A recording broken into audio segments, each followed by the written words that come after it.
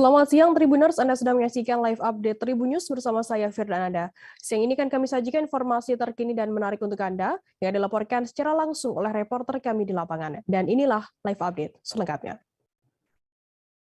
Kita ke berita pertama, saudara, warga lingkungan 4 Kelurahan Banjir, Kota Manado mengharap pemerintah memperbaiki tanggul yang longsor di tempat mereka tinggal. Ada bekas longsor di lokasi tersebut, tanggul yang jebol. Jackson Pesik, salah satu warga yang tinggal di lokasi bekas longsor merasa cemas di cuaca ekstrim sekarang ini. Informasi lebih lengkapnya akan disampaikan oleh rekan jurnalis kami dari Tribun Manado, ada Fistel Mukuan yang saat ini sudah tersambung bersama kami. Halo Fistel, selamat siang. Ya, halo rekan Firda, selamat siang. Fistel, bisa Anda informasikan sudah berapa kali longsor terjadi di daerah tersebut dan di mana saja tepatnya? Ya, lokasi tepatnya yang kami kunjungi di lokasi longsor di lingkungan 4 Kelurahan Banjir yang berbatasan dengan Tikala Ares, Kecamatan Tikala, Kota Manado, Sulawesi Utara. Ya, di situ Tribuners sudah 2 kali terjadi longsor dan ternyata longsor yang kedua itu tanggul yang jebol sehingga jadi dari tanggul itu perbatasan antara Kelurahan Banjir dan Tikala. Jadi kalau terjadi longsor akan mengenai rumah warga di Tikala Ares. Jadi sudah 2 kali. Demikian rekan Firda. Fistel, kemudian bagaimana respon dari tanggapan dari warga sekitar saat ini yang cuacanya juga sering hujan di sana? Ya, saat ini akhir tahun di Kota Manado khususnya memang sering terjadi hujan, dari hujan ringan hingga hujan lebat, sehingga masyarakat merasa was-was atau merasa takut kalau terjadi hujan. Memang menurut salah satu warga ini, Pak Jackson Pesik, memang bagi dia merasa sedikit tenang karena di rumahnya bagian depan dan belakang itu rawan longsor, tapi dia katanya dia sedikit tenang karena bagian belakangnya sudah dilakukan fondasi atau tanggul. Namun dia masih sedikit was-was jangan sampai yang terjadi longsor di lokasi tempat yang ia tinggal di rumah tetangga. Jadi dia merasa was-was. Jika ada hujan di siang atau malam hari, dia dan keluarga merasa was-was di lokasi longsor. Demikian rekan Firda. Kemudian bagaimana untuk harapan dari warga sendiri kepada pemerintah terkait adanya longsor yang sudah terjadi 2 kali di sana, Fistel? Ya, warga menyampaikan mereka dengan keluh kesah agar pemerintah Kota Manado memperhatikan supaya mereka bisa membuat kembali tanggul yang longsor, karena menurut Jackson Pesik dia sudah melaporkannya di kepala lingkungan di lingkungan 4 Banjir maupun di Tikala Ares. Namun dari kepala lingkungan hanya saling melempar bola, karena dari lingkungan 4 sampaikan itu berbatasan dengan Tikala, tapi dari Tikala menyampaikan itu berbatasan dengan Banjir, dan sampai sekarang sudah ada pergantian kepala lingkungan, tidak ada tindak lanjut. Oleh karena itu warga menyampaikan agar pemerintah Kota Manado menindaklanjuti membuat mungkin fondasi atau tanggul supaya mereka tidak ada lagi perasaan was-was meskipun hujan yang terus melanda Kota Manado. Demikian rekan Firda. Baik, terima kasih rekan jurnalis dari Tribun Manado, Fistel Mukuan, atas laporan Anda. Dan tadi Tribuners, Fistel juga sudah menghimpun keterangan dari seorang warga Banjir bernama Jackson Pesik. Berikut liputannya untuk Anda. Tentu kalau menghadapi situasi seperti ini memang membuat ada harap-harap cemas. Iya, harap-harap. Dengan tentunya kondisi sekarang di lokasi yang memang seperti yang ada sekarang, yang di dekat pernah kita terjadi ini, longsor. Pernah terjadi longsor, bahkan bukan pernah, sudah kedua kali. Oh, sudah kedua kali. Ini sudah kedua kali. Tapi sampai saat ini belum ada upaya, ada perbaikan dari katakanlah dari pemerintah setempat. Kami sudah coba berulang, baik melalui kepala lingkungan, sehingga sudah ada malah pergantian ketua lingkungan. Kami ulang-ulang untuk menyampaikan kalau boleh ada perhatian untuk dibenahi, karena ini berdampak ya kita bukan cuma berpikir di sini tapi untuk lingkungan. Kita ke berita selanjutnya, Saudara. Insiden kebakaran melanda Pasar Baruga, Kota Kendari, Provinsi Sulawesi Tenggara pada Jumat 3 Desember kemarin. Kebakaran tersebut menghanguskan sebanyak 4 kios pedagang dan api berhasil dipadamkan sekira 1 jam lebih. Informasi lebih lengkapnya akan disampaikan oleh rekan jurnalis kami dari Tribun News Ultra, ada Fadli Aksar yang saat ini sudah tersambung bersama kami. Halo Fadli, selamat siang. Iya, halo Firda, selamat siang. Fadli, bisa Anda informasikan bagaimana kronologi kebakaran di Pasar Baruga, Kota Kendari ini? Iya, baik. Kebakaran terjadi di Pasar Baruga, Kota Kendari, Provinsi Sulawesi Tenggara pada Jumat dini hari pukul 12.00 WITA. Kebakaran diduga dipicu oleh korsleting listrik dari salah satu kios pedagang. Saat kebakaran, pemadam menerjunkan 3 armada dan puluhan personil untuk memadamkan api. Api berhasil dipadamkan kurang lebih sekitar 1 jam, dan namun pemadam bisa memadamkan api di empat bangunan yang terbakar. Api kemudian padam pukul 2.00 WITA. Gitu. Oke, kemudian bagaimana untuk proses pemadaman yang dilakukan oleh Dinas Damkar Kota Kendari sendiri, Fadli? Ya, pemadam kebakaran sendiri setelah api kemudian merembet ke beberapa kios pedagang, kemudian pemadam kebakaran datang kurang lebih 40 menit setelah api sudah mulai membesar. Pemadam kebakaran kemudian dengan 3 armadanya melakukan pemadaman di Jumat dini hari. Api berhasil dipadamkan pukul 2 dini hari. Dalam kronologi kebakaran itu sendiri tidak ada korban jiwa. Tidak ada korban jiwa karena saat api membakar sejumlah kios pedagang, pemilik kios sendiri tidak ada di tempat. Begitu, Firda. Kemudian seberapa bangunan kios yang terbakar dan kerugian? Apakah sudah ada informasi mengenai taksiran kerugian yang timbul akibat kebakaran ini, Fadli? Ya, menurut polisi ada 4 bangunan kios pedagang yang hangus terbakar. Dari 4 bangunan kios itu mereka mencatat kerugian kurang lebih 450 juta.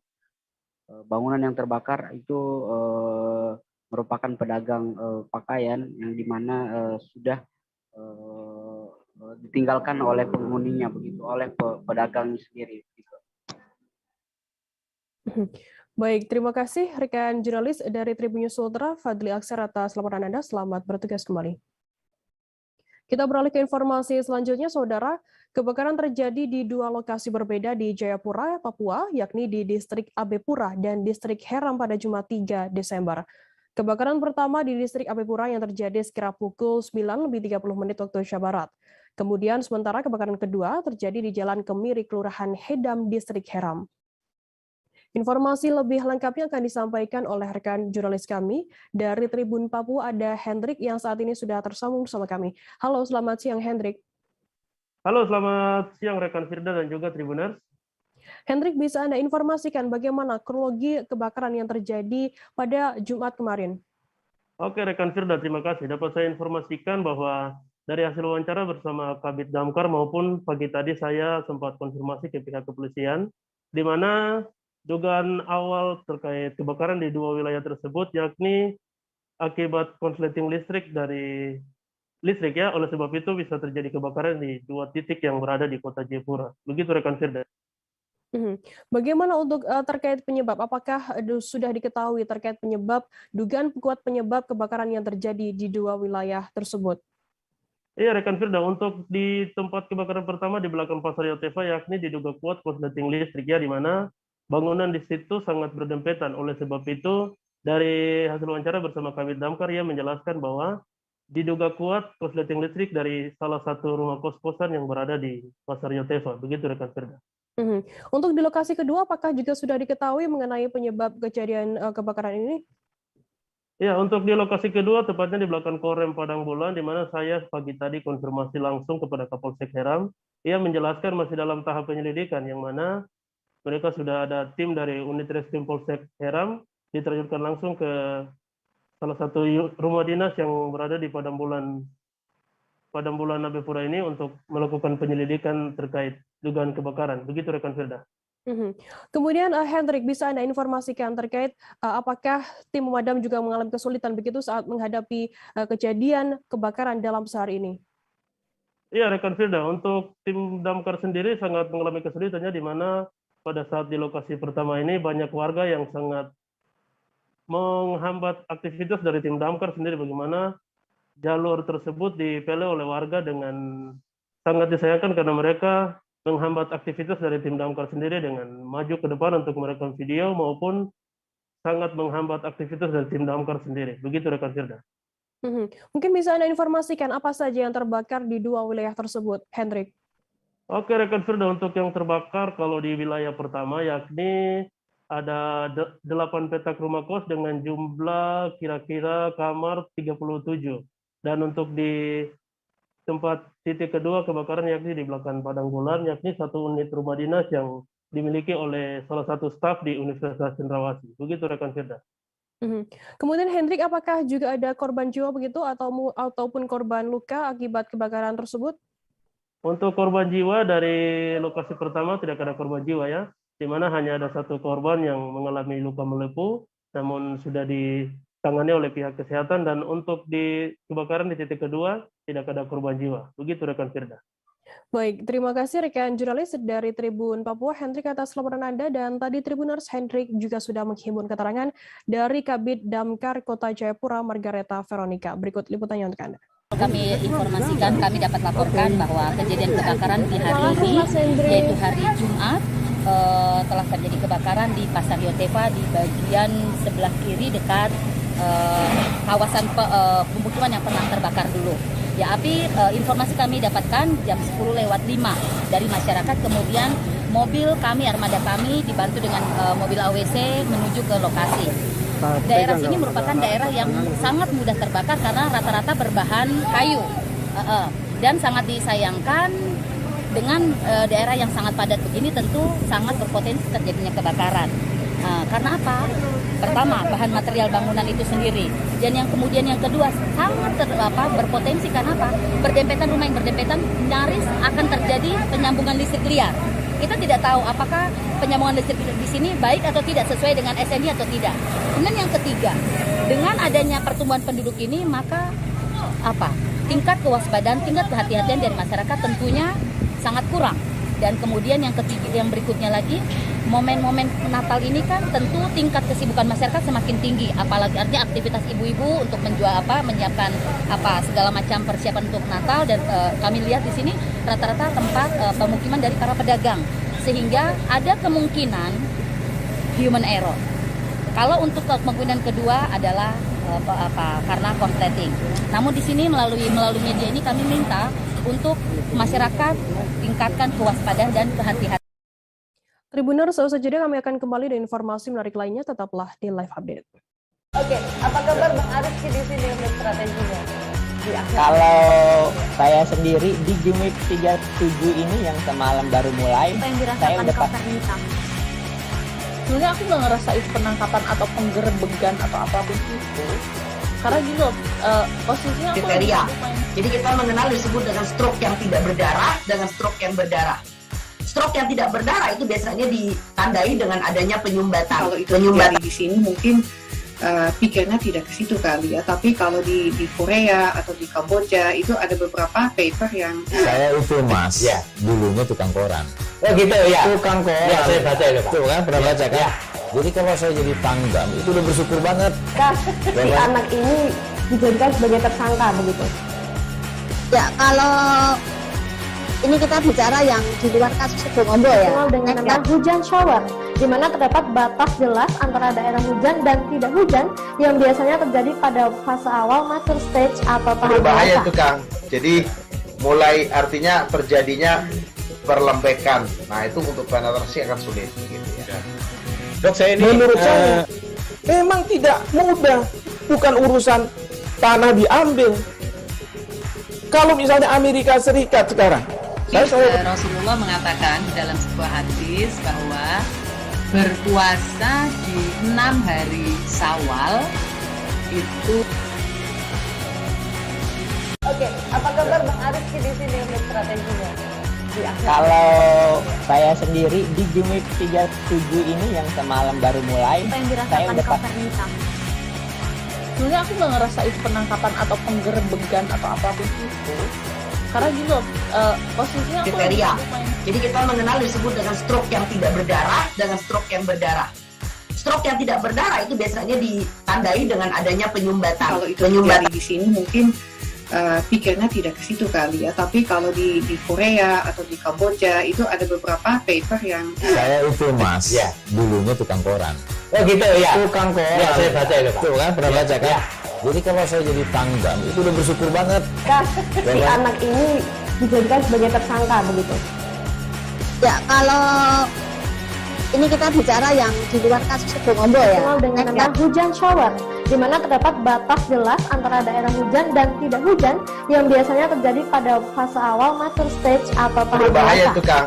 Jadi mulai artinya terjadinya perlembekan. Nah itu untuk penetrasi akan sulit. Gitu ya. Dok, saya ini menurut saya memang tidak mudah, bukan urusan tanah diambil.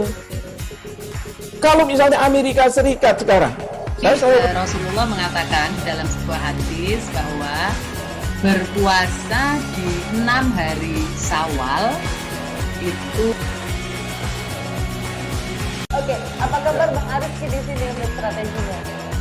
Kalau saya sendiri di Jumit 37 ini yang semalam baru mulai, saya udah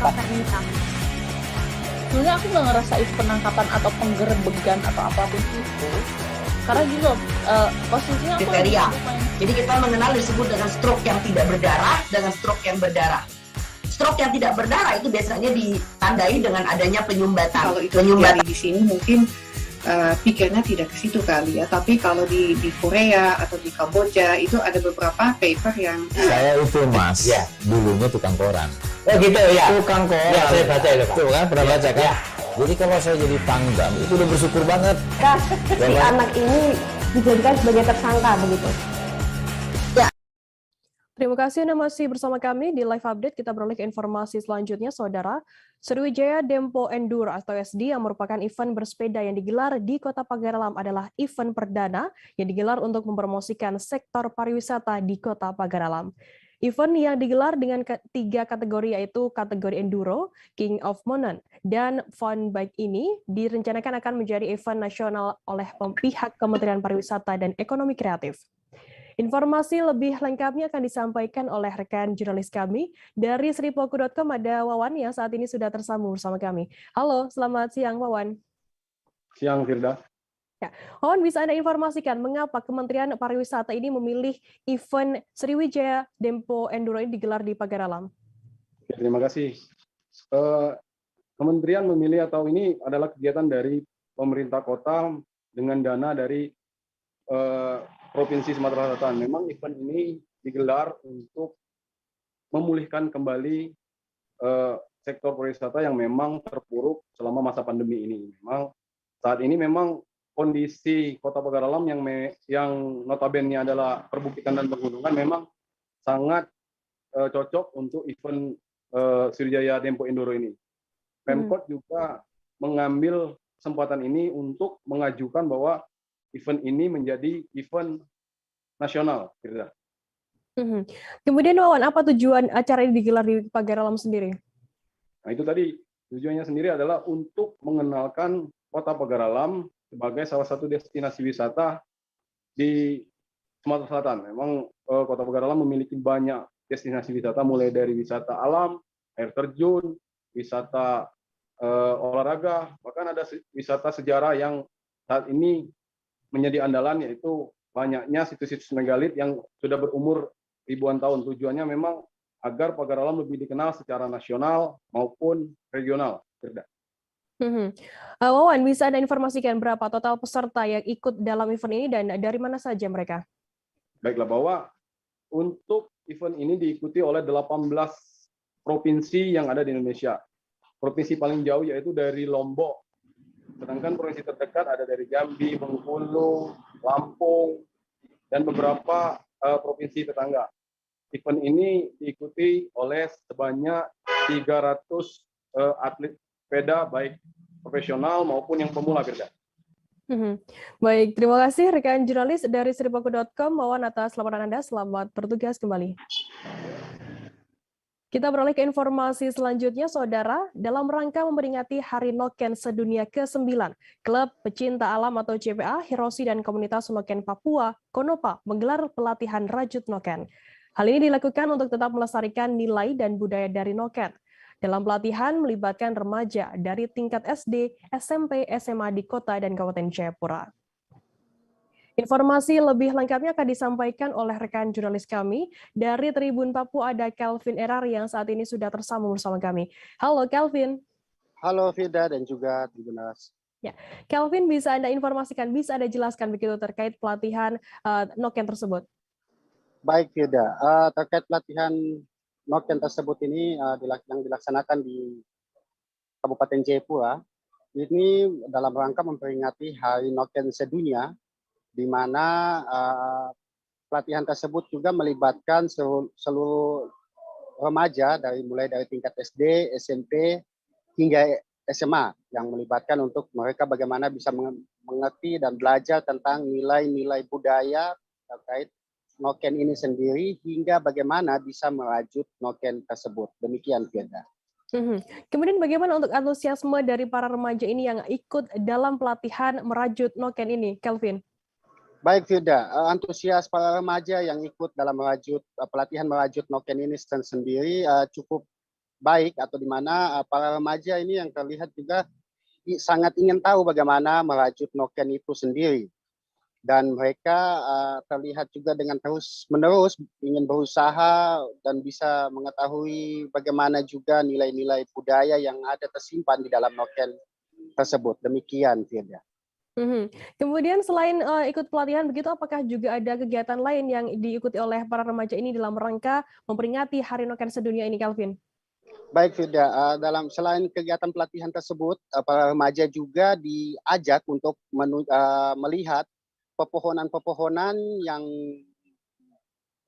bahan-bahan baku dari pepohonan-pepohonan yang ada di sekitar daerah situ yang bisa dihasilkan untuk menjadi bahan baku merajut Noken-Noken tersebut ini, Firda. Baik, terima kasih rekan jurnalis dari Tribun Papua, Kelvin Erari, atas laporan Anda. Dan tadi Tribuners, Kelvin juga sudah menghimpun keterangan dari Ketua Pelaksana Kegiatan Pelatihan yang juga sebagai pendiri CPA Hiroshi dan Konopa, Marshall Swebu. Berikut liputannya untuk Anda. Ya, ini kan dalam rangka memperingati atau merayakan Hari Noken nih sebagai warisan budaya dunia yang ke-9 ya, 4 Desember setiap tahunnya, ini yang ke-9 ya. Di dalam perayaan ini kan kita tahu bahwa Noken itu diusulkan oleh pemerintah Indonesia dan ditetapkan menjadi warisan dunia oleh UNESCO. Maka ada tugas yang diberikan oleh lembaga kebudayaan dunia ini kepada pemerintah Indonesia. Beberapa tugas itu harus dikerjakan oleh pemerintah Indonesia dalam rangka pelindungan dan pelestarian Noken ini. Nanti pemerintah Indonesia akan melaporkan setiap 4 tahunan oleh tim yang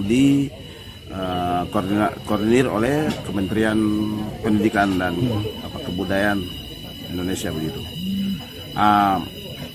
Beberapa hal yang sangat penting yang selalu menjadi tugas yang harus dilaporkan oleh pemerintah Indonesia dalam upaya pelestarian dan pengembangan Noken ini, yaitu salah satu yang sangat penting adalah nilai. Kita beralih ke informasi selanjutnya, Saudara. Satreskrim Polres Aceh Barat Daya atau Abdia menangkap AB, seorang penadah sepeda motor curian asal Aceh Selatan. AB harus ditahan dan ditetapkan menjadi tersangka pasca Satreskrim Polres Abdia meringkus TJ 38 tahun, seorang pedagang warga Desa Bagelan, Kecamatan Gedong Lataan, Kabupaten Pesawaran, Provinsi Lampung, melakukan pencurian sepeda motor. Informasi lebih lengkapnya akan disampaikan oleh rekan jurnalis kami dari Serambi News Indonesia, ada Rahmat Saputra yang saat ini sudah tersambung bersama kami. Halo Rahmat. Halo Firda. Rahmat, bisa Anda informasikan bagaimana untuk kronologi penangkapan dari AB ini? Penangkapan AB ini berawal dari penangkapan pelaku pencurian yang dilakukan oleh PJ, salah seorang warga Lampung yang melakukan pencurian beberapa hari yang lalu di kawasan Kota Bangpidi. Dari situlah Reskrim Polres Aceh Barat Daya melakukan pengembangan sehingga menangkap penadahnya, yaitu AB ini. Memang AB ini merupakan penadah yang sudah beroperasi atau telah menjalankan kegiatan ini beberapa tahun silam seperti itu. Jadi memang saat dilakukan penangkapan terhadap tersangka PJ pelaku pencurian ini, PJ menjual kepada AB dan memang saat itu hanya didapatkan satu, namun pengakuan AB terhadap penyidik itu ada puluhan hingga ratusan kendaraan yang sudah dia jual seperti itu. Kemudian sejak kapan tersangka ini sudah menampung sepeda motor curian tersebut? Informasi yang dihimpun oleh penyidik dari tersangka AB ini, dia sudah beroperasi sejak 2 tahun silam atau tepatnya sekitar tahun 2019 seperti itu. Sudah. Rahmat, kemudian sudah ada berapa unit yang telah dijual dan ditampung oleh pelaku ini? Yang sudah dijual sudah ratusan, sudah ditampung oleh si AB dan dijual kepada masyarakat itu udah ratusan. Jadi memang karena ini barang atau curian, memang rata-rata ini dipakai untuk kegiatan tambang yang jarang beroperasi di jalan raya, sehingga memang aksi jual belinya terhitung sangat lancar, apalagi harga yang ditawarkan sangat murah, sekitar 1 juta hingga 5 juta paling mahal seperti itu. Baik, terima kasih rekan jurnalis dari Serambi News Indonesia, Rahmat Saputra atas laporan Anda. Dan tadi Tribuners, Rahmat juga sudah menghimpun keterangan dari Kabak Ops Polres Abdia, Kompol Masril. Berikut liputannya untuk Anda. Titik motor ini diambil berbeda lokasi. Berbeda lokasi dengan catatan pertama kita dapatkan yang bersangkutan masih memakai helm di tempat yang sama, di tempat titik pertama. Nah, kemudian dari hasil pengembangan, maka kita dapatlah 4 unit BB ini. Dari barang bukti ini, 1 dari penadah yang sudah kita dapatkan sudah beralih tangan, yang 3 masih dengan tersangka ini. Jadi itu kan ibu situ, Bu. Saya melihat untuk ngintip, Bu. Curi-curan merupakan bidang kalian dia. Ada lepas ini sud, boleh bukti itu. Oh, mantap.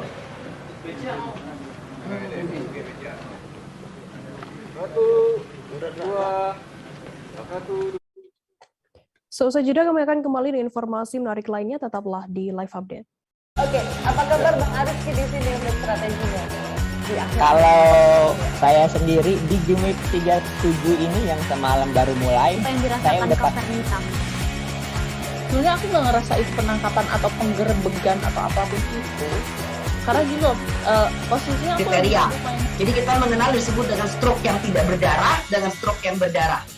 Stroke yang tidak berdarah itu biasanya ditandai dengan adanya penyumbatan. Kalau itu terjadi di sini mungkin pikirnya tidak ke situ kali ya, tapi kalau di Korea atau di Kamboja itu ada beberapa paper yang saya itu Mas, ya, dulunya tukang koran. Oh gitu ya. Tukang koran. Ya, saya baca itu Pak. Tuh kan pernah baca kan? Ya. Jadi kalau saya jadi pangdam itu udah bersyukur banget.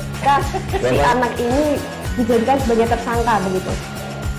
Ya, kalau ini kita bicara yang di luar kasus Sebongombo ya. Dikenal dengan nama hujan shower, di mana terdapat batas jelas antara daerah hujan dan tidak hujan yang biasanya terjadi pada fase awal mature stage atau tahap berbahaya dewasa. itu Kang. Jadi mulai artinya terjadinya perlembekan. Nah itu untuk penetrasi akan sulit. Gitu ya. Dok, saya ini menurut saya memang tidak mudah, bukan urusan tanah diambil. Kalau misalnya Amerika Serikat sekarang, Rasulullah mengatakan dalam sebuah hadis bahwa berpuasa di 6 hari Syawal itu. Oke, apa kabar Bang Arifki di sini untuk strateginya? Kalau saya sendiri di Jumit 37 ini yang semalam baru mulai, saya udah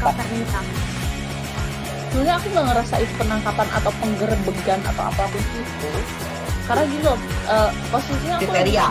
Jadi kita mengenal disebut dengan stroke yang tidak berdarah dengan stroke yang berdarah.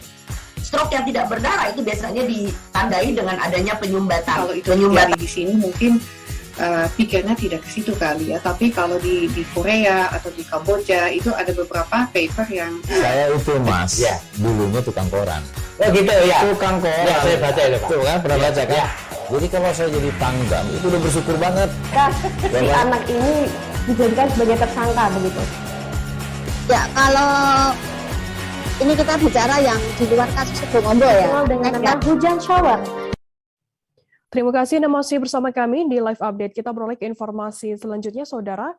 Sepak terjang salah satu kawanan begal spesialis sepeda motor yang kerap beraksi di Kecamatan Lempuing, Kabupaten Ogan Komering Ilir, berhasil diringkus oleh petugas kepolisian setempat. Diketahui para pelaku selain berusaha merampas harta benda, juga tak segan-segan untuk melukai korbannya. Kapolres Oki AKBP Dilianto mengatakan telah berhasil meringkus 2 pelaku. Mereka yakni adalah Goni, 19 tahun, dan Mat Saen, 20 tahun asal desa Tebing Suluh. Informasi lebih lengkapnya akan disampaikan oleh rekan jurnalis kami dari Tribun Sumsel, ada Winando Da Vinci yang saat ini sudah tersambung bersama kami. Halo Nando. Ya, selamat siang, Firda. Ya. Nando, bisa Anda informasikan bagaimana kronologi penangkapan dari 2 pelaku ini? Oke, Firda, kronologi penangkapan sendiri yakni saat kemarin sore saat kedua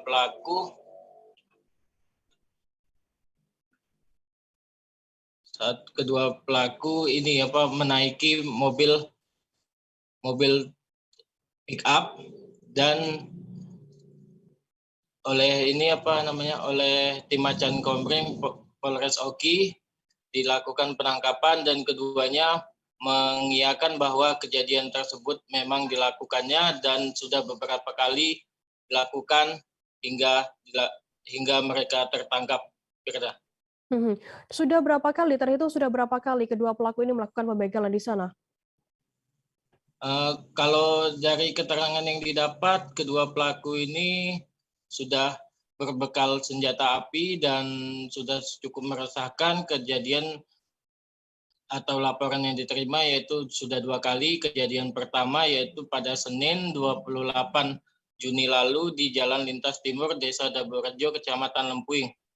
Saat itu korban yang bekerja sebagai kurir akan mengantarkan sebuah paket, tiba-tiba dipepet oleh 2 pelaku dengan menggunakan sepeda motor. Korban dipaksa berhenti dan ditodong menggunakan pistol, lalu disuruh turun. Pelaku pun mengambil barang-barang berharga milik korban termasuk paket-paketan dan juga sepeda motornya, Firda. Dan untuk laporan yang kedua, pelaku kembali melancarkan aksinya di Kamis 4 November malam.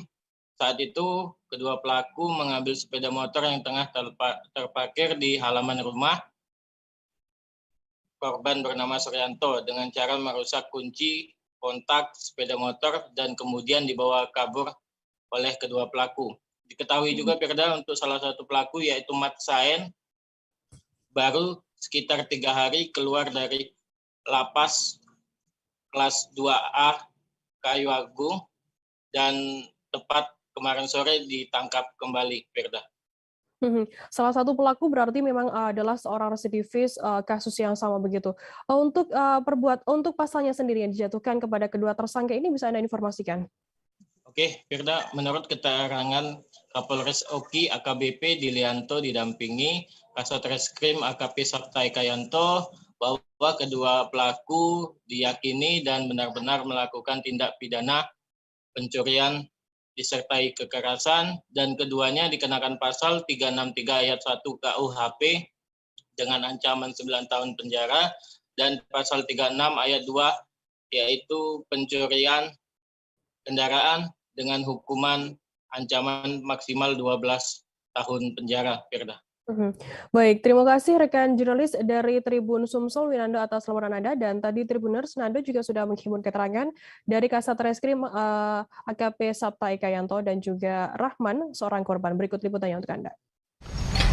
Kemarin sore, tepatnya tanggal 1 Desember, hari Rabu, kita bisa melakukan penangkapan terhadap 2 pelaku curas sama curanmor. TKP-nya yang curas di Desa Daburejo, yang curanmor di Desa Cayamaju. Kemarin sore, anggota tim Matian Komering kita, gabungan dari Polreskopis Reskrim dan Polsek Lempuing yang dipimpin oleh Kanit Reskrimnya Pak Suparman, kita mendapatkan informasi dari masyarakat bahwasanya pelaku yang kita duga ataupun yang melakukan pencurian ataupun melakukan tindak pidana curas maupun curanmor ada di dalam sebuah mobil pickup. Saya Rahman dari Desa Lubuk-Lubuk, Kecamatan Lembut Jaya. Saya di sini banyak-banyak berterima kasih kepada Bapak Polres Oki dan Bapak Polsek Solo atas tertangkapnya begal tersebut yang membegal saya. Saya sangat berterima kasih atas tertangkapnya. Varian baru Omikron B11529 terdeteksi di Malaysia. Pengawasan pemulangan pekerja migran Indonesia PMI akan diperketat. Menteri Kesehatan Malaysia Hairi Jamaluddin pada Jumat 3 Desember mengatakan negaranya telah mendeteksi kasus pertama varian baru virus COVID-19 Omikron. Varian baru itu terdeteksi pada seorang mahasiswa asing dari Afrika Selatan yang tiba di Malaysia melalui Singapura pada 19 November lalu. Ketua Satgas COVID-19 Kabupaten Nunukan, Aris Suyono menyampaikan, pihaknya juga akan memperketat pemeriksaan kesehatan terhadap PMI yang akan dideportasi dari Malaysia. Informasi lebih lengkapnya akan disampaikan oleh rekan jurnalis kami dari Tribun Kaltar, ada Febrianus Felis yang saat ini sudah tersambung bersama kami. Halo Felis, selamat siang. Ya, halo Firda, selamat siang. Ya, Felis, bisa Anda informasikan terkait varian baru Omikron yang terdeteksi di Malaysia? Apa yang kemudian dilakukan oleh Pemda Nunukan sendiri mengingat deportasi PMI ini terus dilakukan di sana? Baik, dari Ketua Satgas COVID-19 Kabupaten Nunukan, Aris Suyono menyampaikan bahwa saat ini pihaknya belum akan melakukan pemeriksaan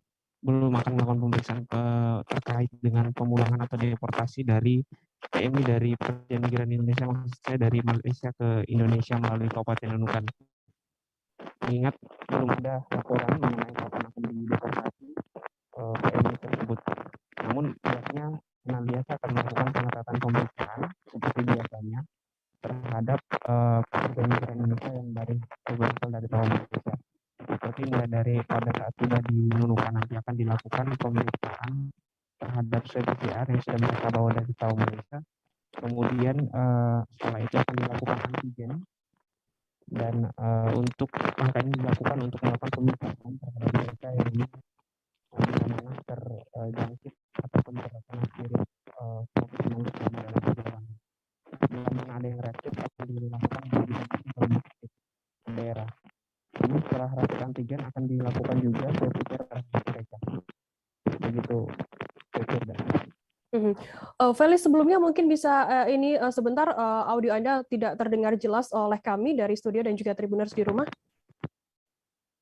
Halo. Oke.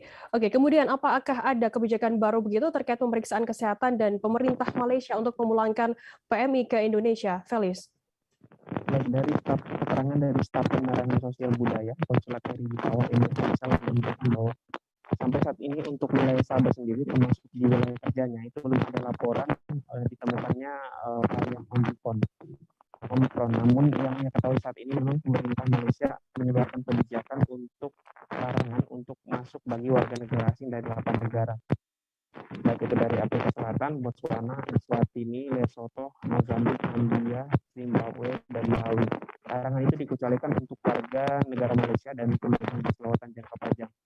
Dan untuk terkait dengan pengetahuan pemeriksaan dari TAO Malaysia, belum ada juga laporan ataupun kebijakan pemerintah Malaysia mengenai pemeriksaan ataupun pengetatan pemulangan atau deportasi warga negara Indonesia dari TAO Malaysia pasca ditemukannya varian baru COVID-19 di Malaysia. Namun pihaknya akan memastikan selalu bahwa sebelum dipulangkan atau dideportasi, warga negara Indonesia akan dilakukan swab antigen terlebih dahulu dan juga vaksinasi COVID-19 sehingga betul-betul PM yang dideportasi bersih dari COVID-19. Oke, kemudian Felis, kapan deportasi PMI dari Malaysia dilakukan dan apa yang dilakukan konsulat RI di Tawau agar PMI tidak membawa virus ke tanah air? Baik, sejauh ini informasi yang dihimpun dari BP2MI Nunukan terkait deportasi akan dilakukan di minggu kedua Desember. Namun hal itu disampaikan juga oleh konsulat RI di Tawau bahwa untuk laporan pemulangan pihaknya belum bisa memastikan terkait berapa jumlahnya. Karena saat ini masih dilakukan koordinasi terus ke Depot Imigrasi di Tawau. Mengenai waktu kapan akan dipulangkan juga masih belum bisa dipastikan. Seperti itu, Firda. Baik, terima kasih rekan jurnalis dari Tribun Kaltara, Febrianus Felis atas laporan Anda. Selamat bertugas kembali. Kita beralih ke informasi selanjutnya, Saudara. Masyarakat saat ini bisa menikmati layanan baca buku gratis di pojok baca digital atau POKA di Kota Metro. Berlokasi di pusat kota di antara Masjid Taqwa dan Taman Merdeka, fasilitas layanan perpustakaan menjadi salah satu media yang bisa dimanfaatkan masyarakat untuk menumbuh kembangkan budaya literasi. Informasi lebih lengkapnya akan disampaikan oleh rekan jurnalis kami dari Tribun Lampung, ada Indra Simanjuntak yang saat ini sudah tersambung sama kami. Halo Indra, selamat siang. Ya, siang Firda. Ya, Indra, bisa Anda informasikan kapan pojok baca digital atau POKADI ini dibangun dan mulai beroperasi di Kota Metro kapan? Iya, pojok baca digital atau disingkat POKADI ini merupakan bantuan dari pusat, tepatnya Perpustakaan Nasional, dan baru saja diresmikan bulan Desember tahun lalu atau 23 Desember 2020. Dan baru mulai beroperasi sekitar hampir 1 tahun, Firda. Indra, total ada berapa jumlah buku digital di pojok baca POKADI ini dan bagaimana cara masyarakat dan syaratnya jika ingin membaca secara digital di sana? Iya, untuk jumlah judul buku ada sekitar 3.000-an, Firda, dari informasi yang kita terima. Sementara untuk bisa membaca buku digital itu sangat mudah. Masyarakat, kebetulan POKADI ini terletak di tengah-tengah 2 destinasi wisata. Yang pertama itu di Taman Merdeka, kemudian di Masjid Taqwa, salah satu masjid tertua di Kota Metro. Jadi aksesnya sangat mudah. Kemudian warga cuma cukup mengisi syarat yang tersedia di aplikasi atau di form yang disediakan oleh POKADI di lokasi. Demikian, Firda. Indra, bisa informasikan selain membaca secara digital begitu, apakah juga bisa membaca buku secara fisik di POKADI ini? Ya, betul sekali. Jadi tidak hanya buku digital yang disediakan, Firda, tapi juga ada buku secara fisik, di mana ada sekitar 300 judul buku yang disediakan oleh POKADI Metro untuk masyarakat yang mengunjungi POKADI. Demikian, Firda. Baik, terima kasih rekan jurnalis dari Tribun Lampung, Indra Simanjuntak atas laporan Anda. Selamat bertugas kembali. Kita beralih ke informasi selanjutnya, Saudara. Suginah, 45 tahun, warga Mendungan, Desa Kapungan, Kecamatan Polan Harjo, Kabupaten Klaten, Jawa Tengah, melaporkan BS, seorang buruh harian lepas, karena telah melakukan aksi tak senonoh kepada putrinya KN 11 tahun. Dalam melancarkan aksinya, pelaku BS membujuk rayu korban dan berjanji akan bertanggung jawab apabila korban hamil. Pelaku juga mengancam korban yang masih remaja ini. Dalam waktu 1 bulan, aksi pemerkosaan tersebut dilakukan pelaku sebanyak 7 kali di 2 kabupaten yang berbeda. Informasi lebih lengkapnya akan disampaikan oleh rekan jurnalis kami dari Tribun Solo, ada Ibnu Dwi Tamtomo yang saat ini sudah tersambung bersama kami. Halo Ibnu.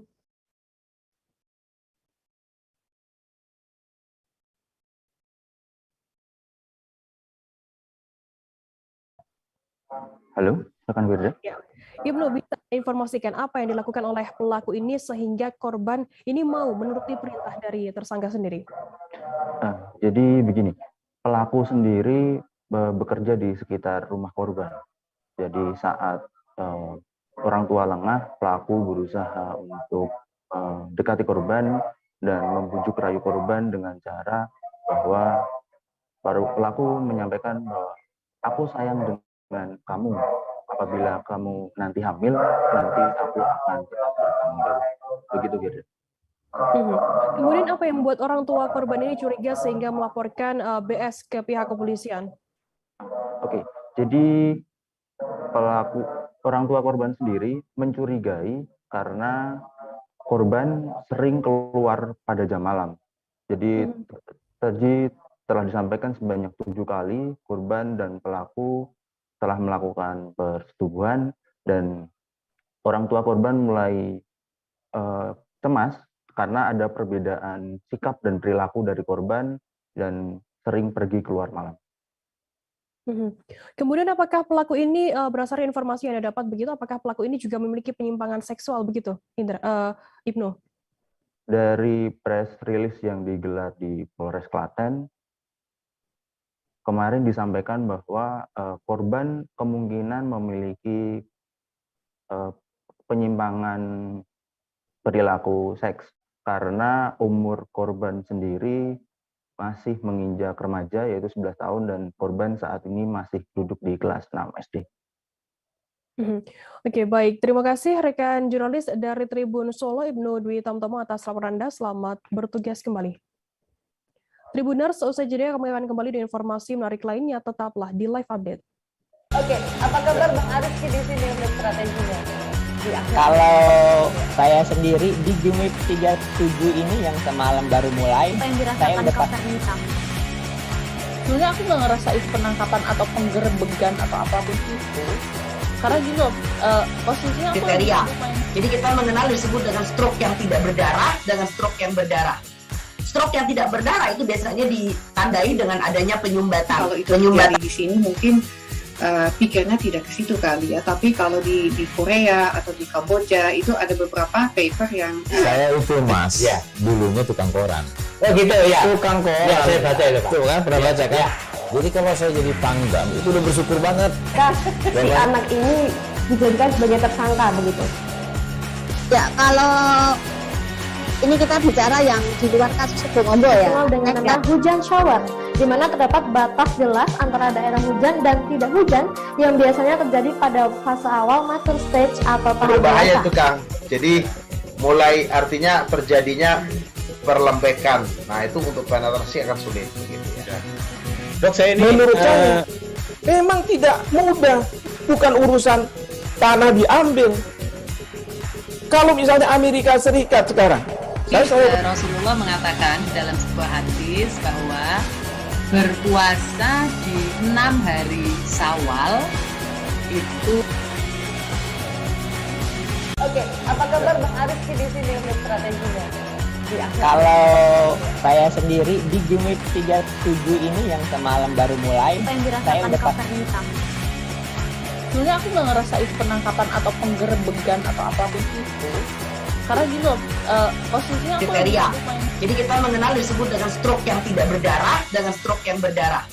Stroke yang tidak berdarah itu biasanya ditandai dengan adanya penyumbatan. Kalau itu terjadi di sini mungkin pikirnya tidak ke situ kali ya. Tapi kalau di Korea atau di Kamboja itu ada beberapa paper yang saya itu Mas, ya, dulunya tukang koran. Oh gitu ya. Tukang koran. Ya, saya baca itu Pak. Tuh kan pernah baca kan? Ya. Jadi kalau saya jadi pangdam itu udah bersyukur banget. Si anak ini dijadikan sebagai tersangka begitu. Ya, kalau ini kita bicara yang di luar kasus Sebongombo ya. Dengan nama hujan shower, di mana terdapat batas jelas antara daerah hujan dan tidak hujan yang biasanya terjadi pada fase awal mature stage atau tahap berbahaya itu Kang. Jadi mulai artinya terjadinya perlembekan. Nah itu untuk penetrasi akan sulit. Gitu ya. Dok, saya ini menurut saya memang tidak mudah, bukan urusan tanah diambil.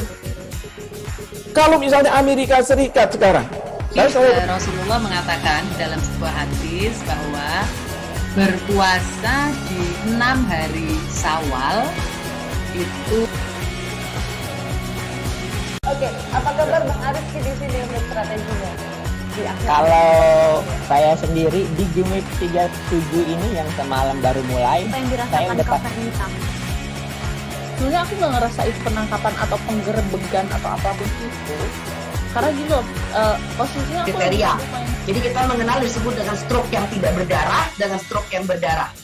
Stroke yang tidak berdarah itu biasanya ditandai dengan adanya penyumbatan. Kalau itu terjadi di sini mungkin pikirnya tidak ke situ kali ya, tapi kalau di Korea atau di Kamboja itu ada beberapa paper yang saya itu mas, dulunya tukang koran. Oh gitu ya. Tukang koran. Ya, saya baca itu Pak. Tuh kan pernah baca kan? Jadi kalau saya jadi tanggam itu udah bersyukur banget. Si anak ini dijadikan sebagai tersangka begitu. Ya, kalau ini kita bicara yang di luar kasus Sebong Ombo ya. Dengan nama hujan shower, di mana terdapat batas jelas antara daerah hujan dan tidak hujan yang biasanya terjadi pada fase awal mature stage atau tahap berbahaya dewasa. itu Kang. Jadi mulai artinya terjadinya perlembekan. Nah itu untuk penetrasi akan sulit. Gitu ya. Dok, saya ini menurut saya memang tidak mudah, bukan urusan tanah diambil. Kalau misalnya Amerika Serikat sekarang, Rasulullah mengatakan dalam sebuah hadis bahwa berpuasa di 6 hari Syawal itu. Oke, apa kabar Bang Ariski di sini untuk strateginya? Kalau saya sendiri di Game Week 37 ini yang semalam baru mulai, saya udah sebenarnya aku nggak ngerasain penangkapan atau. Terima kasih Anda masih bersama kami di Live Update. Kita beralih ke informasi selanjutnya, Saudara. Setelah vakum selama 1,5 tahun, akhirnya kegiatan goes pada malam hari di Banten kembali digelar. Akhirnya para goeser di Banten mengobati kerinduan terhadap kelap-kelip Serang di Night Ride. Ratusan pesepeda menggoes sepeda yang sudah diberi kerlipan lampu, memakai helm serta masker berkumpul di alun-alun Kota Serang. Informasi lebih lengkapnya akan disampaikan oleh rekan jurnalis kami dari Tribun Banten, ada Milda Niati yang saat ini sudah tersambung bersama kami. Halo Milda, selamat siang.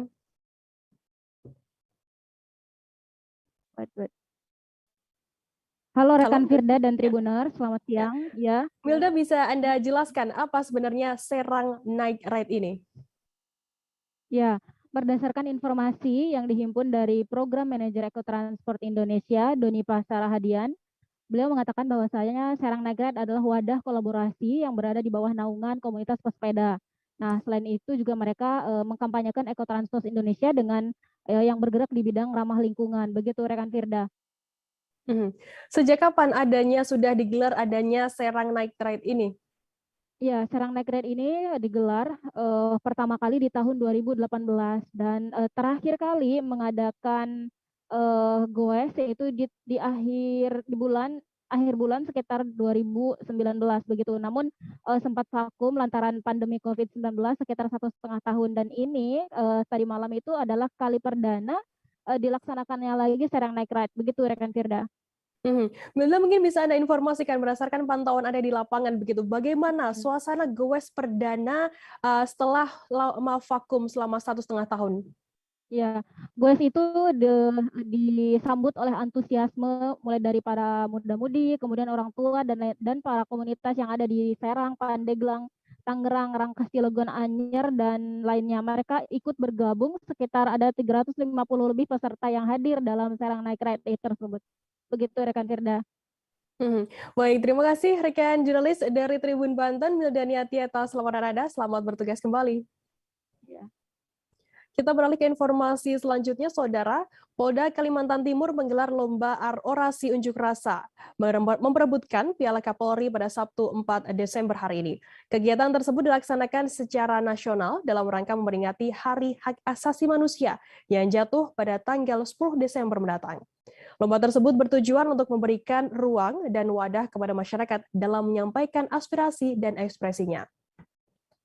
Informasi lebih lengkapnya akan disampaikan oleh rekan jurnalis kami dari Tribun Kaltim, ada Miftah Aulia yang saat ini sudah tersambung sama kami. Halo Miftah. Iya, selamat siang rekan Firda. Miftah, bisa Anda informasikan bagaimana suasana kegiatan lomba unjuk rasa ini? Ya, memang hari ini Polda Kalimantan Timur telah menggelar lomba orasi unjuk rasa 2021 untuk memperebutkan Piala Kapolri. Nah, kegiatan tersebut berlangsung dengan lancar, juga meriah, kemudian dilaksanakan secara nasional dalam rangka memperingati Hari Hak Asasi Manusia yang jatuh pada 10 Desember mendatang. Tadi juga Kabid Humas Polda Kaltim, Kombes Pol Yusuf Sutejo sudah menjelaskan bahwasannya lomba tersebut bertujuan untuk memberikan ruang atau wadah kepada masyarakat dalam menyampaikan aspirasi dan ekspresinya begitu. Gelaran lomba kali ini juga mengangkat tema memperingati Hari Hak Asasi Manusia dengan subtema bebas. Peserta juga tadi dibebaskan untuk menyampaikan orasi dalam bentuk kritik ataupun masukan yang membangun begitu, Firda. Miftah, apa saja yang dinilai oleh para dewan juri dalam lomba orasi unjuk rasa ini? Ya, yang dinilai memang tadi sekitar alat peraga yang dibawakan, kemudian subtema yang dibawakan oleh para peserta. Adapun teknis lomba orasi tadi itu dilakukan melalui seleksi di tingkat Polda untuk nantinya disaring masuk ke tingkat Mabes Polri. Lomba orasi ini juga mempersilahkan seluruh unsur elemen masyarakat ikut berpartisipasi, termasuk mahasiswa dan LSM yang terdiri atas satu tim berisikan 5-15 orang. Dan nanti setelah melewati penyaringan di tingkat Polda, pada tanggal 10 Desember, peserta yang menjadi juara pertama di daerah akan tampil di tingkat pusat atau Mabes Polri. Begitu, Firda. Miftah, total ada berapa peserta yang ikut dalam lomba orasi unjuk rasa ini? Ya, sebagai informasi, lomba orasi di Polda Kalimantan Timur tadi diikuti oleh 5 peserta yang berasal dari Universitas Balikpapan, kemudian Universitas Mula Warman, Politeknik Negeri Samarinda, Universitas Islam Negeri atau UIN Sultan Haji Muhammad Idris Samarinda, dan LSM Nelayan Manggar Baru Balikpapan. Jadi totalnya ada 5 peserta, 4 peserta dari mahasiswa dan 1 peserta LSM gitu, Firda. Baik, terima kasih rekan jurnalis dari Tribun Kaltim, Miftah Aulia atas laporan Anda. Selamat bertugas kembali. Tribuners, kita akan jeda sejenak, tetaplah di Live Update. Oke, apa kabar Bang Ariski di sini untuk strateginya? Kalau saya sendiri di Jumip 37 ini yang semalam baru mulai, saya udah pasti. Sebenarnya aku nggak ngerasain penangkapan atau penggerebegan atau apapun itu. Karena gini loh, posisinya kriteria. Jadi kita mengenal disebut dengan stroke yang tidak berdarah dengan stroke yang berdarah. Stroke yang tidak berdarah itu biasanya ditandai dengan adanya penyumbatan. Kalau itu terjadi di sini mungkin pikirnya tidak ke situ kali ya. Tapi kalau di Korea atau di Kamboja itu ada beberapa paper yang saya itu Mas, ya, dulunya tukang koran. Oh gitu ya. Tukang koran. Ya, saya baca itu Pak. Tuh kan pernah baca kan? Ya. Jadi kalau saya jadi Pangdam itu udah bersyukur banget. Si anak ini dijadikan sebagai tersangka begitu.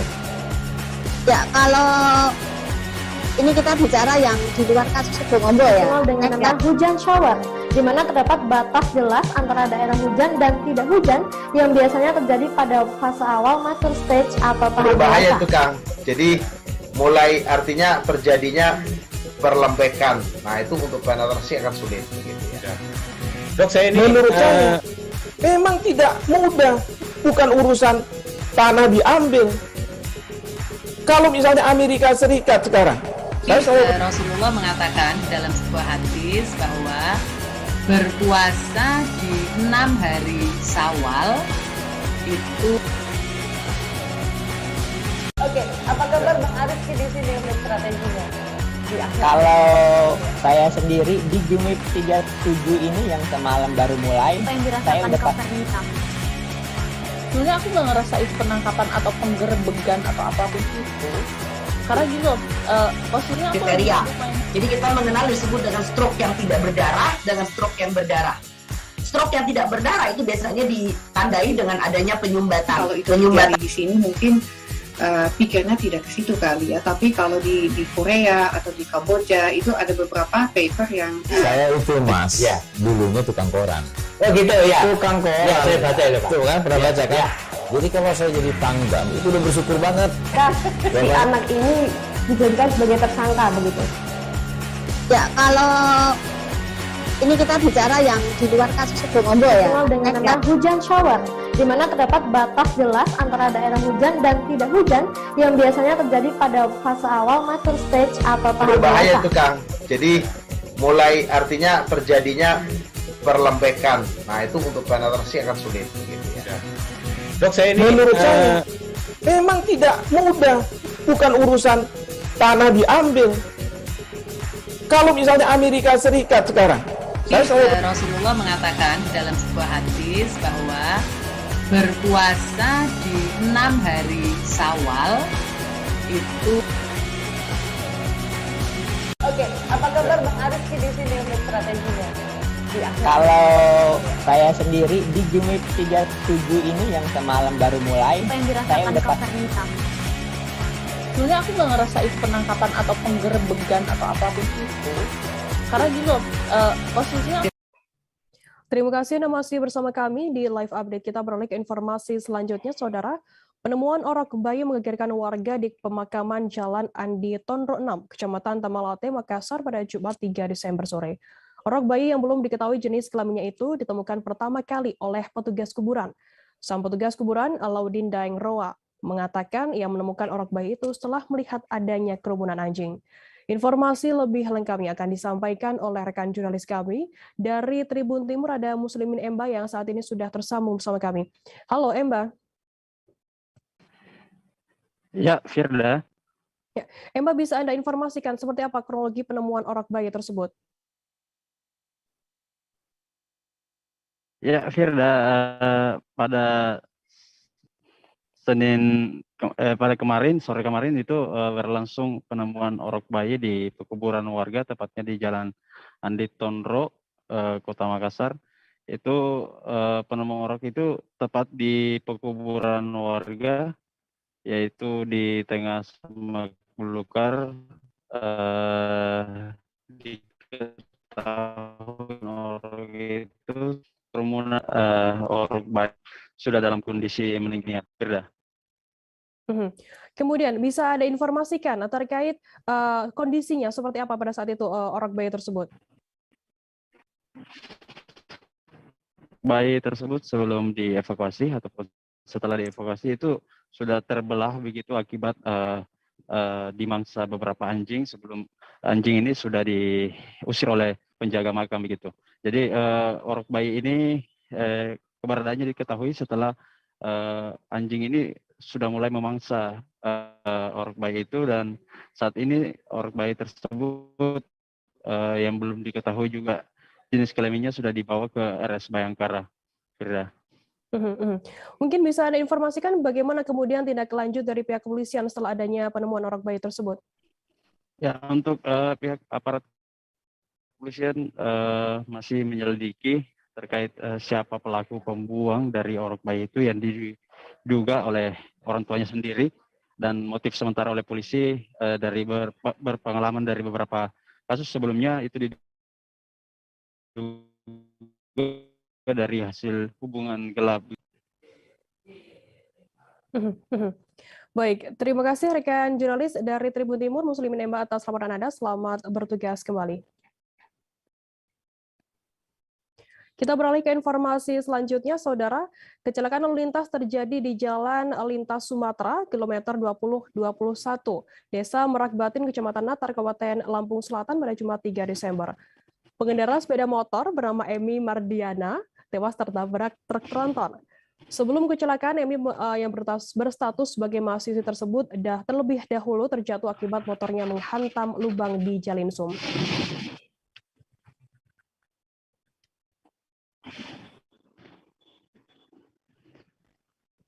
Terbalik.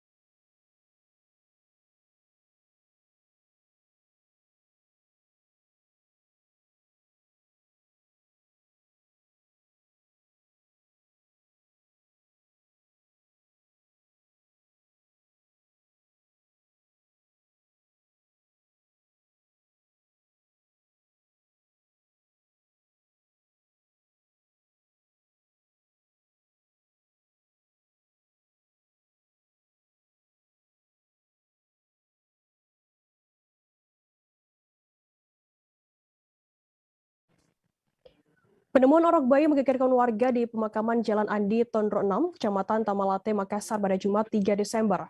Orok bayi yang belum diketahui jenis kelaminnya itu ditemukan pertama kali oleh petugas kuburan. Sang petugas kuburan bernama Alaudin Daengroa mengatakan ia menemukan orok bayi itu setelah melihat adanya kerumunan anjing. Informasi lebih lengkapnya akan disampaikan oleh rekan jurnalis kami dari Tribun Timur, ada Muslimin Emba yang saat ini sudah tersambung bersama kami. Halo Emba, selamat siang. Ya, Firda, sore waktu Makassar ya. Emba, bisa Anda informasikan seperti apa kronologi penemuan orok bayi tersebut? Ya, Firda dan Tribuners, dapat saya sampaikan pada Jumat sore kemarin, itu warga di Jalan Andi Tondro 6 Kota Makassar digegerkan dengan penemuan orok bayi yang berlokasi di tengah pekuburan warga, tepatnya di Semak Belukar begitu. Orok bayi ini pertama kali ditemukan oleh Alaudin Daengroa yang merupakan petugas kuburan. Saat itu ia mengatakan mendapati adanya kerumunan anjing yang memangsa orok bayi itu, lalu dia mendekat dan mendapati orok bayi itu sudah dalam kondisi meninggal dunia. Firda. Bisa Anda informasikan terkait bagaimana saat itu kondisi dari orok bayi tersebut?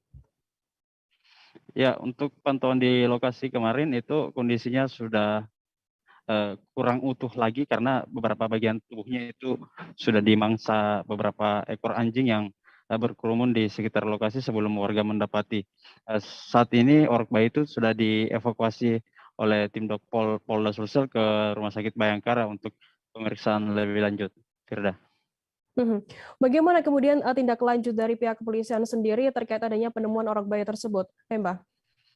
Ya, untuk aparat kepolisian dari sektor Tamalate itu saat ini masih melakukan penyelidikan terkait pelaku ataupun yang diduga orang tua yang sengaja membuang orok bayi itu, karena saat ditemukan orok bayi itu diperkirakan baru berusia 5 hari setelah dikeluarkan begitu dari kandungan, dan saat ini polisi masih memeriksa beberapa saksi, utamanya warga yang berada di sekitar lokasi dan CCTV yang terpasang di sekitar lokasi. Firda. Baik, terima kasih rekan jurnalis dari Tribun Timur, Muslimin Emba, atas laporan Anda. Selamat bertugas kembali. Tribuners, informasi tadi sekaligus menutup perjumpaan kita dalam live update hari ini. Jangan lupa saksikan terus live update di seluruh kanal YouTube dan Facebook Tribun Network. Saya Firda, wakil kru yang bertugas, pamit undur diri. Terima kasih dan sampai jumpa. Oke, apa kabar Bang Ariski di sini untuk strateginya? Kalau saya sendiri di Jumip 37 ini yang semalam baru mulai, saya udah sebenarnya aku nggak ngerasain penangkapan atau penggerebegan atau apapun itu, karena gitu posisinya aku kriteria. Jadi kita mengenal disebut dengan stroke yang tidak berdarah dengan stroke yang berdarah. Stroke yang tidak berdarah itu biasanya ditandai dengan adanya penyumbatan. Kalau itu terjadi di sini mungkin pikirnya tidak ke situ kali ya, tapi kalau di Korea atau di Kamboja itu ada beberapa paper yang saya itu Mas, ya, dulunya tukang koran. Oh gitu ya. Tukang koran. Ya, saya baca itu Pak. Tuh kan pernah baca kan? Ya. Jadi kalau saya jadi pangdam itu udah bersyukur banget. Si anak ini dijadikan sebagai tersangka begitu. Ya, kalau ini kita bicara yang di luar kasus Sebongombo ya. Dikenal dengan nama hujan shower, di mana terdapat batas jelas antara daerah hujan dan tidak hujan yang biasanya terjadi pada fase awal mature stage atau tahap berbahaya itu Kang. Jadi mulai artinya terjadinya perlembekan. Nah itu untuk penetrasi akan sulit. Gitu ya. Dok, saya ini menurut saya memang tidak mudah. Bukan urusan tanah diambil. Kalau misalnya Amerika Serikat sekarang, Rasulullah mengatakan dalam sebuah hadis bahwa berpuasa di 6 hari Syawal itu. Oke, apa kabar Bang Ariski di sini untuk strateginya? Kalau saya sendiri di Jumip 37 ini yang semalam baru mulai, saya udah sebenarnya aku nggak ngerasain penangkapan atau penggerebegan atau apapun itu, karena gitu posisinya aku kriteria. Jadi kita mengenal disebut dengan stroke yang tidak berdarah dengan stroke yang berdarah. Stroke yang tidak berdarah itu biasanya ditandai dengan adanya penyumbatan. Kalau itu terjadi di sini mungkin pikirnya tidak ke situ kali ya. Tapi kalau di Korea atau di Kamboja itu ada beberapa paper yang saya itu Mas, ya, dulunya tukang koran. Oh gitu ya. Tukang koran. Ya, saya baca itu Pak. Tuh kan pernah baca kan? Ya. Jadi kalau saya jadi pangdam itu udah bersyukur banget. Si anak ini dijadikan sebagai tersangka begitu. Ya, kalau ini kita bicara yang di luar kasus Sebongombo ya. Dengan nama hujan shower, di mana terdapat batas jelas antara daerah hujan dan tidak hujan yang biasanya terjadi pada fase awal mature stage atau tahap berbahaya itu Kang. Jadi mulai artinya terjadinya perlembekan. Nah itu untuk penetrasi akan sulit. Gitu ya. Dok, saya ini menurut saya memang tidak mudah. Bukan urusan tanah diambil. Kalau misalnya Amerika Serikat sekarang, Rasulullah mengatakan dalam sebuah hadis bahwa berpuasa di 6 hari Syawal itu. Oke, apa kabar Bang Ariski di sini untuk strateginya? Kalau saya sendiri di Jumip 37 ini yang semalam baru mulai, saya udah pasti. Sebenarnya aku nggak ngerasain penangkapan atau penggerebegan atau apapun itu. Karena gini loh, posisinya aku kriteria. Jadi kita mengenal disebut dengan stroke yang tidak berdarah dengan stroke yang berdarah. Stroke yang tidak berdarah itu biasanya ditandai dengan adanya penyumbatan. Kalau itu terjadi di sini mungkin pikirnya tidak ke situ kali ya. Tapi kalau di Korea atau di Kamboja itu ada beberapa paper yang saya itu Mas, ya, dulunya tukang koran. Oh gitu ya. Tukang koran. Ya, saya baca itu Pak. Tuh kan pernah baca kan? Ya. Jadi kalau saya jadi pangdam itu udah bersyukur banget. Si anak ini dijadikan sebagai tersangka begitu. Ya, kalau ini kita bicara yang di luar kasus Sebongombo ya. Dengan nama hujan shower, di mana terdapat batas jelas antara daerah hujan dan tidak hujan yang biasanya terjadi pada fase awal mature stage atau tahap berbahaya itu Kang. Jadi mulai artinya terjadinya perlembekan. Nah itu untuk penetrasi akan sulit. Gitu ya. Dok, saya ini menurut saya memang tidak mudah. Bukan urusan tanah diambil. Kalau misalnya Amerika Serikat sekarang, Rasulullah mengatakan dalam sebuah hadis bahwa berpuasa di 6 hari Syawal itu. Oke, apa kabar Bang Ariski di sini untuk strateginya? Kalau saya sendiri di Jumip 37 ini yang semalam baru mulai, saya udah pasti. Sebenarnya aku nggak ngerasain penangkapan atau penggerebegan atau apapun itu. Karena gini loh, posisinya aku kriteria. Jadi kita mengenal disebut dengan stroke yang tidak berdarah dengan stroke yang berdarah. Stroke yang tidak berdarah itu biasanya ditandai dengan adanya penyumbatan. Kalau itu terjadi di sini mungkin pikirnya tidak ke situ kali ya. Tapi kalau di Korea atau di Kamboja itu ada beberapa paper yang saya itu Mas, ya, dulunya tukang koran. Oh gitu ya. Tukang koran. Ya, saya baca itu Pak. Tuh kan pernah baca kan? Ya. Jadi kalau saya jadi pangdam itu udah bersyukur banget. Si anak ini dijadikan sebagai tersangka begitu. Ya, kalau ini kita bicara yang di luar kasus Sebongombo ya. Dengan nama hujan shower, di mana terdapat batas jelas antara daerah hujan dan tidak hujan yang biasanya terjadi pada fase awal mature stage atau tahap berbahaya itu Kang. Jadi mulai artinya terjadinya perlembekan. Nah itu untuk penetrasi akan sulit. Gitu ya. Dok, saya ini menurut saya memang tidak mudah. Bukan urusan tanah diambil.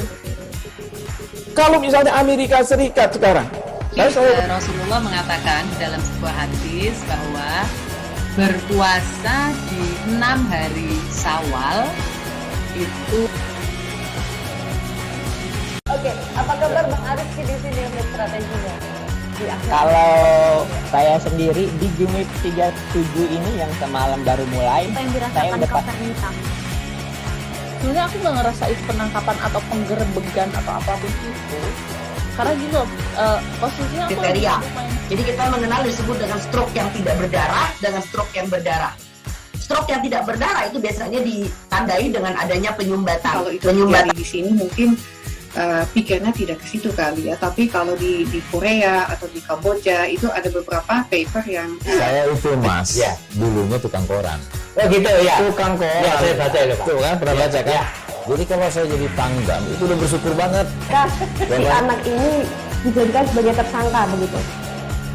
Ya, kalau ini kita bicara yang di luar kasus Sebongombo ya. Dengan nama hujan shower, di mana terdapat batas jelas antara daerah hujan dan tidak hujan yang biasanya terjadi pada fase awal mature stage atau tahap berbahaya dewasa. itu Kang. Jadi mulai artinya terjadinya perlembekan. Nah itu untuk penetrasi akan sulit. Gitu ya.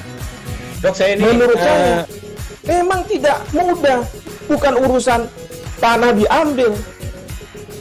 Kalau misalnya Amerika Serikat sekarang, Rasulullah mengatakan dalam sebuah hadis bahwa berpuasa di 6 hari Syawal itu. Oke, apa kabar Bang Ariski di sini untuk strateginya?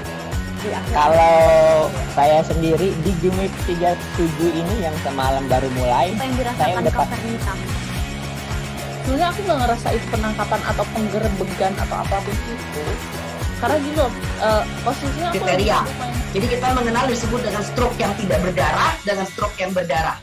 Stroke yang tidak berdarah itu biasanya ditandai dengan adanya penyumbatan. Kalau itu terjadi di sini mungkin pikirnya tidak ke situ kali ya, tapi kalau di Korea atau di Kamboja itu ada beberapa paper yang Saya itu Mas, dulunya tukang koran. Oh gitu ya. Terima kasih Anda masih bersama kami di Live Update. Kita beralih ke informasi selanjutnya, Saudara. Kecelakaan lalu lintas terjadi di Jalan Lintas Sumatera, Jalinsum, kilometer 20-21, Desa Merak Batin, Kecamatan Natar, Kabupaten Lampung Selatan pada Jumat 3 Desember. Pengendara sepeda motor bernama Emi Mardiana, 22 tahun, tewas tertabrak truk tronton. Sebelum kecelakaan, Emi yang berstatus sebagai mahasiswi tersebut terlebih dahulu terjatuh akibat motornya menghantam lubang di Jalinsum. Informasi lebih lengkapnya akan disampaikan oleh rekan jurnalis kami dari Tribun Lampung, ada Joviter Husin yang saat ini sudah tersambung bersama kami. Halo Joviter. Halo Firda. Joviter, bisa Anda informasikan bagaimana kronologi terjadinya kecelakaan di Jalinsum Natar ini?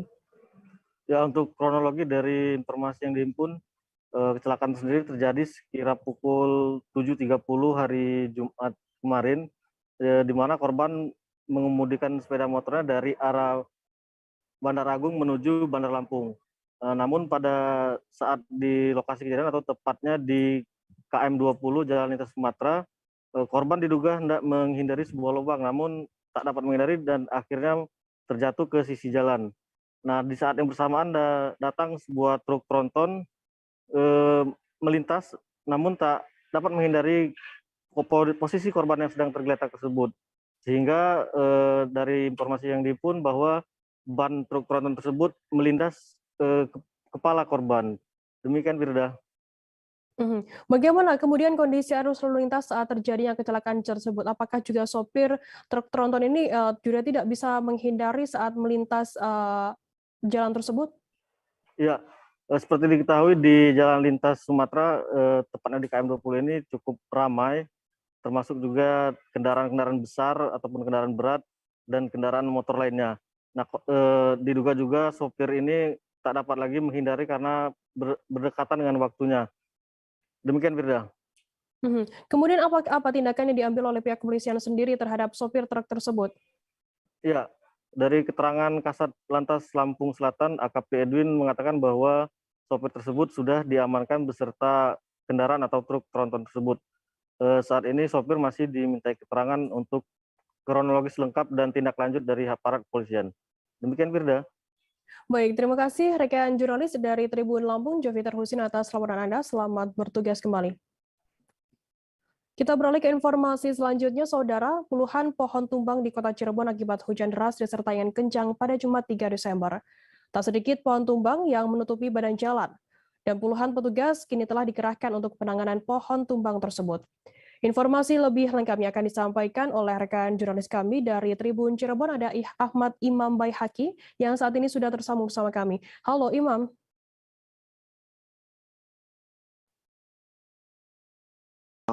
Halo Firda. Ya, Imam, bisa Anda informasikan bagaimana saat ini kondisi terkini penanganan puluhan pohon tumbang di Cirebon ini?